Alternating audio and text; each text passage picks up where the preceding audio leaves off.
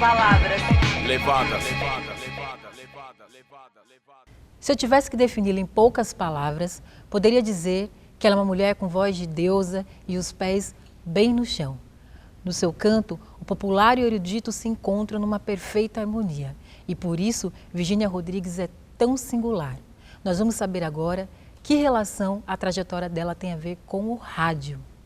Virgínia, é um prazer te receber. Uma honra. Prazer todo meu. Você tem construído ao longo dos anos uma carreira muito sólida e em nível nacional e internacional, e você já está no seu quarto CD, que por acaso se chama Recomeço, e que fala sobre... São canções que eu cantava e que eu ouvia meu pai, meu avô cantava também. Tem uma canção do Francisco Alves que eu ouvia meu avô cantar e que ele cantava quando minha mãe era criança. São canções que eu tinha vontade de cantar e hábito de ouvir na minha infância. Na minha infância e adolescência. E que memória você tem do rádio, Virgínia? Bom, o rádio era o único meio de comunicação que tinha na minha casa, né? Era um rádio que era para ouvir os jogos, né? Meu pai gostava muito de futebol, então era o rádio que tinha para ouvir futebol e ouvir música. Então minha formação musical vem pelo rádio, depois coral, mas minha formação musical começa pelo rádio. E aí, o que é que você ouviu no rádio que se reflete na sua formação aí? Caramba, muita coisa boa. Pra você ter uma ideia do que era o rádio antigamente, do que era o rádio no meu tempo, na minha infância e adolescência, do que é o rádio agora, a primeira vez que eu ouvi Bidu Sayão na minha vida foi no rádio. A primeira vez que eu ouvi Melodia Sentimental na minha vida foi no rádio. A primeira vez que eu ouvi Canto para uma Só Voz, As Baquianas número 5 de Vila Lobos, foi no rádio. E foi tudo isso na voz de Bidu Sayão, que eu não tinha nem noção de quem era Bidu Sayão, muito menos noção do que era música erudita.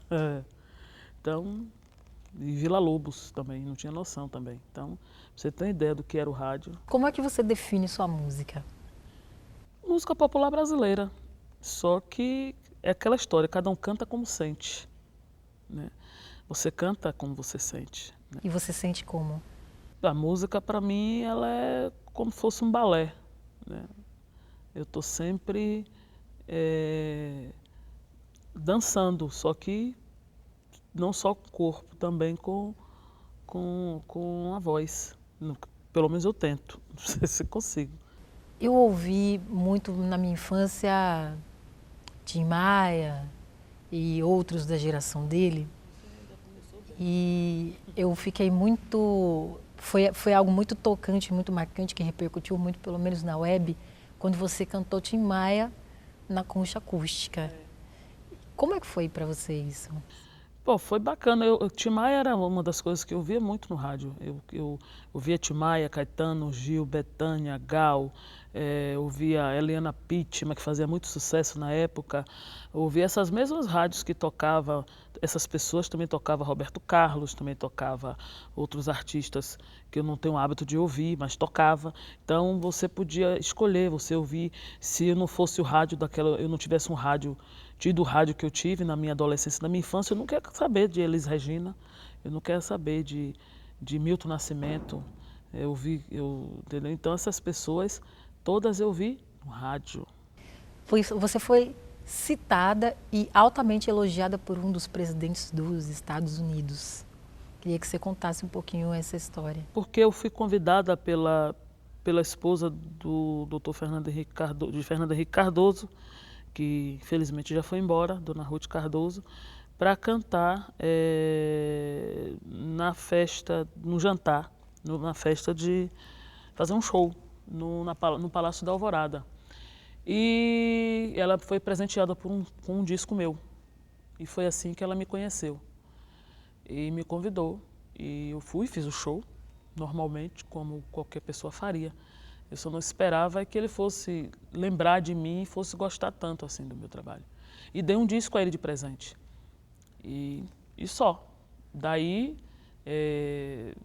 eu soube por Fernando Henrique Cardoso que ele não esqueceu de mim. Ele sempre perguntava. E aí o Fernando Henrique Cardoso foi obrigado a procurar saber notícias minhas. Porque ele sempre perguntava e ele ficava com vergonha de não saber. Então, foi assim. Eu queria linkar isso com essa coisa de você assim, ter sido elogiada, reconhecida pelo Clinton, ter andado pelo mundo, ter circulado e ao mesmo tempo eu queria te perguntar, sua música toca no rádio no Brasil? Olha, se nem Caetano, Bethânia e Gal toca no rádio no Brasil, nem Djavan, imagine eu, né? Senão eu fui a 16ª mais tocada no Rio de Janeiro. A minha música toca em São Paulo, na rádio em São Paulo, no Rio. Toca. Não vou dizer que toca, mas toca. Né? De vez em quando as pessoas... Não, eu pelo menos não escuto. Eu sei que toca São Paulo, Rio, porque às vezes as pessoas me ligam, meus amigos me ligam para falar, né? E também eu estou sempre fazendo programa de rádio no Rio e em São Paulo. Desse seu lugar assim como artista, para o artista se ouvir tocado no rádio é importante? Claro que é. Aliás, para não cometer injustiça, a educadora que não cometeu injustiça, a educadora me toca. Eu estou sempre fazendo programa da educadora também.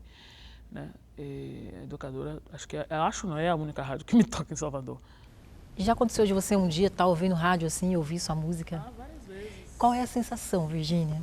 É muito bom, né? Você tá num táxi em São Francisco e ouvir sua música tocando no rádio, não tem esse que não fica emocionado.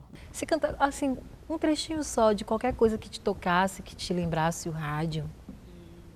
Saudade, torrente de paixão, emoção diferente que aniquila a vida da gente, uma dor que não sei de onde vem.